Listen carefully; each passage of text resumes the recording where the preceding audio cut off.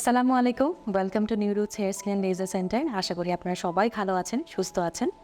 আজকের ভিডিওতে আমি হেয়ার ট্রান্সপ্লান্ট রিলেটেড কিছু কোয়ারিজ আপনাদের ক্লিয়ার করে দিব।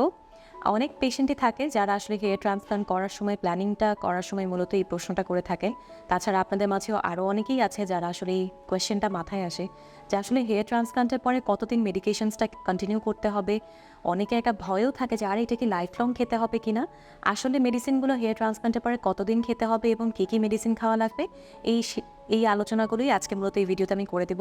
আপনাদের ধারণাটাও পরিবর্তন হয়ে যাবে এবং আপনারা জেনেও যাবেন যে আসলে হেয়ার ট্রান্সপ্লান্টের পরে কতগুলো মেডিসিন আপনাদের প্রয়োজন এবং কতদিন পর্যন্ত খেতে হবে। প্রথমেই একটু বলে দিচ্ছি, হেয়ার লসের যে কারণগুলো মেইনলি রুট যে কজগুলো থাকে এর মধ্যে প্রধানত কারণ যেটা এটা হলো জেনেটিক কজ। জেনেটিক আপনাদের ফ্যামিলিতে বলনেস থাকলে আপনারাও যে কোনো বয়সে হতে পারে। পরবর্তীতে যে মেইন আরেকটা কারণ আছে সেটা হলো অ্যান্ড্রোজেন অর্থাৎ ডিএসটি হরমোনে এক্সেস থাকার কারণে আমাদের হেয়ার ফলিকলগুলো ছোট হয়ে যায়, শ্রিঙ্কেজ হয়, যেটাতে পরবর্তীতে হেয়ার থিনিং হয় এবং একটা বলনেস তৈরি হয়। দুটোই প্রধানত মেইন কারণ আপনাদের হেয়ার লসের কারণ এবং এই পরবর্তী হেয়ার ট্রান্সপ্লান্টেশন সার্জারি দরকার হয়। তো আমরা যেটা করি দেখা যায় যে রুট যে কজটা আছে যেমন জেনেটিক, এটা তো আসলে আমাদের কোনোভাবেই বাদ দেওয়া সম্ভব না, যেহেতু এটা আপনার ফ্যামিলিতে আছে, আপনি সেটা জেনেটিক্যালি আপনি পেয়েছেন। এবং পরবর্তীতে আছে অ্যান্ড্রোজেন অর্থাৎ ডিএসটি হরমোন এক্সেস, এটাও আসলে শরীর থেকে অ্যান্ড্রোজেনগুলো বাদ দেওয়ার কোনো অপশন নেই। এই জন্যই মূলত আমরা আসলে হেয়ার ট্রান্সপ্লান্টের পরবর্তীতেও কিছু মেডিসিনস আপনাদেরকে দিয়ে থাকি। দেখা যায় যে হেয়ার ট্রান্সপ্লান্ট করার পরও হেয়ার থিনিং প্রসেসটা কিন্তু কন্টিনিউ হতে থাকে। কারণ আমরা যখন হেয়ার ট্রান্সপ্লান্ট করি আমরা ডোনার সাইড, যেটা আপনার মাথার পেছনের অংশ থেকে গ্রাফটগুলো কালেক্ট করি।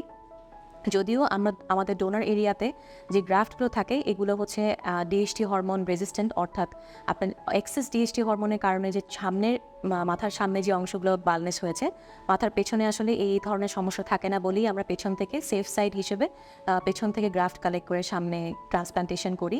তো দেখা যায় আমরা যখন ফ্রন্টে নিয়ে আসি চুলগুলো, তখন দেখা যায় ওই সামনের অংশে ডিএসটি হরমোন রিসেপ্টরসগুলো আমাদের স্ক্যাল্পের নিচে থাকায় হেয়ার থিনিং প্রসেসটা কন্টিনিউ হতে থাকে এবং হেয়ার ট্রান্সপ্লান্ট করার পরও দেখা যায় হেয়ার থিনিং এবং হেয়ার ফল প্রবলেমে অনেক পেশেন্টরাই সাফার করে। এমনও আছে অনেকে দেখা গেল সামনের অংশে বলনেস আছে, আপনি সামনের অংশে হেয়ার ট্রান্সপ্লান্ট করেছেন কিন্তু ব্যাক পোর্শনে আপনার ভালো চুল আছে, সেগুলোর কেয়ারের জন্য কিন্তু হেয়ার ট্রান্সপ্লান্টের পরে আসলে মেডিকেশনস দরকার। অন্যভাবে দেখা গেলে দেখা যায় আপনাদের যদি বয়স 40 আছে, 50 আছে এবং হেয়ার লসটা আপনার স্টেবল হয়ে গেছে, একটা পর্যায়ে গিয়ে এখন থেমে গেছে আর ফার্দার হেয়ার লসটা কন্টিনিউ হচ্ছে না, তাদের ক্ষেত্রে মূলত গ্রেড 6-7 ক্ষেত্রে দেখা যায় একটা স্টেবল এজ থাকলে এই সময় আসলে খুব বেশি একটা মেডিসিন প্রয়োজন হয় না, কারণ অলরেডি তার একটা স্টেবল পর্যায়ে চলে আসে এবং বডিতেও অলরেডি ডিএসটি হরমোনের যে প্রভাবটা এটা আস্তে আস্তে কমতে থাকে একটা সার্টেন এজের পরে। পরবর্তীতে তাদের ক্ষেত্রে দেখা যায় মেডিসিনের খুব বেশিটা প্রয়োজন হয় না, বাট তারপরও আমরা তাদেরকে মেডিকেশনস দিয়ে দিই এবং যারা ইয়াং পেশেন্ট আছেন তাদের ক্ষেত্রে একটু লম্বা সময় মেডিসিন চলতে থাকে। এবার আসছি মেডিসিনসগুলো কী এবং কতদিন খেতে হবে। মূলত হেয়ার ট্রান্সপ্লান্টের পরে ফার্স্ট 6 মান্থস আমরা ফিনাস্ট্রাইড অথবা ডুটাস্টেরয়েড মেডিসিনস সাথে থাকে এবং সাথে হচ্ছে মিনক্সিডিল আমরা টপিক্যালি ইউজ করতে দিই। এই সময় আসলে প্রথম 6 মান্থ আমরা যে প্রথম 6 মাস যে হচ্ছে আমরা হেয়ার ট্রান্সপ্লান্টের পরে মেডিসিনগুলো খুব স্ট্রিক্টলি ফলো করতে বলি এবং প্রপার গাইডলাইনটা বলে দিই, প্রপার কেয়ারটাও বলে দিই কোন সময় কোন মেডিসিনসগুলো নিতে হবে। পরবর্তী দেখা যায় 6 মান্থস পরে আসলে আমরা মেডিসিনের ডোজটা কমিয়ে দিই, কিন্তু পরবর্তীতে মেইনটেনেন্স ডোজ হিসেবে আমরা কিন্তু ফিনাস্ট্রাইড অ্যান্ড মিনক্সিডিলটা কন্টিনিউ করতে হয়। এটা মোটামুটি 1 থেকে 1.5 বছর পর্যন্ত কন্টিনিউ করা লাগে। একটা স্টেবল পর্যায়ে নিয়ে এসে আমরা ওষুধগুলোকে টেপার করে ফেলি, অর্থাৎ ডোজটাকে একটু একটু করে কমিয়ে নিয়ে আসি এবং ধীরে ধীরে দেখা যায় যে তখন ওষুধটা অফ করে দিলেও আপনাদের চুলের খুব একটা ক্ষতি হয় না। কিন্তু অনেকেরই ক্ষেত্রে এরকম হয়েছে যে আসলে দেখা যায় যে একটা স্টেবল গ্রোথ আসার পরে তারা নিজেরাই কিন্তু হুট করে মেডিসিনসগুলো অফ করে দেয়, তখন কিন্তু হেয়ার থিনিং আবার খুব প্রগ্রেসিভ স্টার্ট হয়ে যায় এবং দেখা যায় যে অবস্থাটা আসলে আগের তুলনায় একটু খারাপ হয়ে যায়, হেয়ার ফল খুব বেশি হয়ে যায়, ট্রান্সপ্লান্টেড হেয়ার্সগুলো পড়তে থাকে, এতে করে একটা নতুন সমস্যা সৃষ্টি হয়। তো এইভাবে করে আসলে আমরা একটা প্রপার গাইডলাইন দিয়ে দিই যে প্রথম 6 মাস স্ট্রিক্ট আপনাদের মেডিসিন কন্টিনিউ করতে হবে এবং পরবর্তীতে আমাদের সাথে কনসালটেশন এবং অ্যাডভাইস অনুযায়ী আপনি ওষুধটাকে বন্ধ করবেন এবং পরবর্তীতে 1 থেকে 1.5 বছর ফিনাস্ট্রাইড এবং মিনক্সিডিল চলবে এবং ফিনাস্ট্রাইড এবং মিনক্সিডিল আমরা কমিয়ে ধীরে ধীরে আপনাদের কন্ডিশন অনুযায়ী আমরা মেডিসিনটা মূলত অফ করি।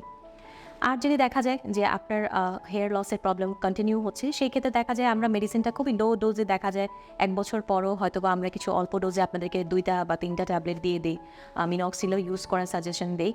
এর পরবর্তী দেখা যায় যখন স্টেবল হয়ে যায় তখন আমরা মেডিসিনসগুলো অফ করে দিই। আমাদের ক্লিনিকে আমরা নিউ কিছু টেকনিক্স এবং নিউ কিছু ইনভেনশন করেছি মেডিসিন থেরাপির বিষয়ে, যেমন আমরা ফিনাস্ট্রাইডকে এবং মিনক্সিলকে অনেক সময় অফ করে দিই। দেখা যাচ্ছে গ্রোথ খুব ভালো চলে আসছে, তখন আমরা কিন্তু অফ করে দিই, এবং পরবর্তীতে যদি 2 থেকে 3 বছর পরে যাওয়ার পরে দেখা যায় হেয়ার লসের প্রবলেমটা বা হেয়ার ফল প্রবলেমটা আবার চলে আসে, এটা খুবই কমনলি হয় পেশেন্টদের মাঝখানে, তখন আমরা মেডিসিনসগুলো আবার শুরু করি। তো সেই ক্ষেত্রে আসলে এইভাবে করে আমরা মেডিসিনের যে সাইড এফেক্টসগুলো এটাও অনেক অংশে কমিয়ে আনতে পারি, এবং পরবর্তীতে মেডিসিনের যে দরকারটা আপনার প্রয়োজন হয় সেটাও আমরা কিন্তু সুন্দরভাবে কভার আপ করতে পারি, এবং হেয়ার লসের প্রবলেমটা অনেকটা সলভ হয়ে যায়।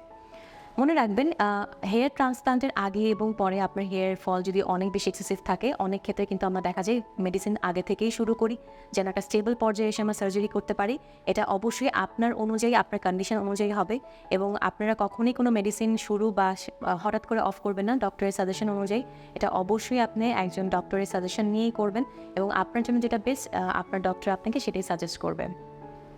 আশা করি আজকের ভিডিওতে আপনারা বুঝে গেছেন যে আসলে হেয়ার ট্রান্সপ্লান্টের পরে কতদিন মেডিসিন খেতে হবে এবং কতদিন খেতে হবে। পরবর্তীতে যদি তারপরে কোনো প্রশ্ন উত্তর থাকে, আপনারা কিন্তু সরাসরি আমাদের সাথে এসে কনসালটেশন করে যেতে পারেন। আর যদি মনে করেন যে না, ওভার দ্য ফোনেও আপনারা কিন্তু চাইলে আমাদের কাছ থেকে ইনফরমেশনসগুলো নিতে পারেন।